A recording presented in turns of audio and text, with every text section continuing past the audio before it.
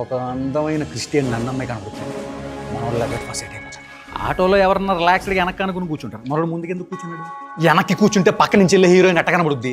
ఓ okay okay. స్ట్రైట్గా వెళ్ళిపోతున్న auto handle పట్టుకుని లెఫ్ట్ వెళ్ళాలి. ఆటో సారమని స్కిడ్ అయిపోయి వీలింగ్ చేసుకుంటూ వచ్చి హీరోయిన్ ఉన్నాడు. ఏమయ్యా అది ఆటో అనుకున్నావా? ఫార్ములా 1 రేసింగ్లో ఫెరారీ కార్ అనుకున్నావా? అట్టెట్ట తిరిగింది? ఉండాలి, ఆ మాత్రం ఉండాలి. సర్లే. కాదు, మనోడేమో హిందువు, ఆ అమ్మాయి ఏమో క్రిస్టియను. మతపరమైన ఇబ్బందులు ఏమైనా ఎదురవుతాయంటావా సినిమాకి? ఏం కాదు, ఆయన వేల సంవత్సరాల నుంచి మతం పేరు చెప్పి కొట్టుకుని సస్తానే ఉన్నాగా. బోర్ కూడా వేసిందండి. ఇక మీదైనా అందరూ హ్యాపీగా కలిసి ఉంటే అయిపోద్ది కదా.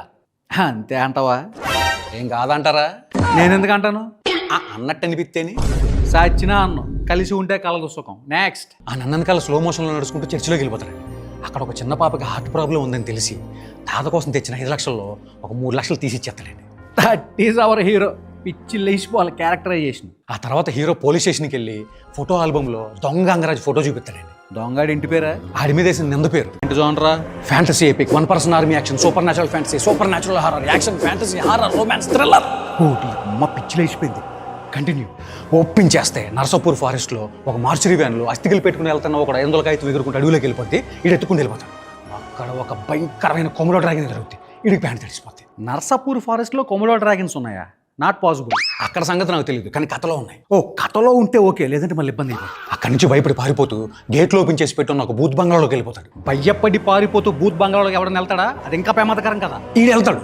అక్కడ ఒక తలలేని ముండం వీడి తల నరికేస్తుంది, రక్తం చిందుద్ది. ఓడి అమ్మ ఫస్ట్ సీన్లో లేపేసావా? పిచ్చి లేచిపోయిందా?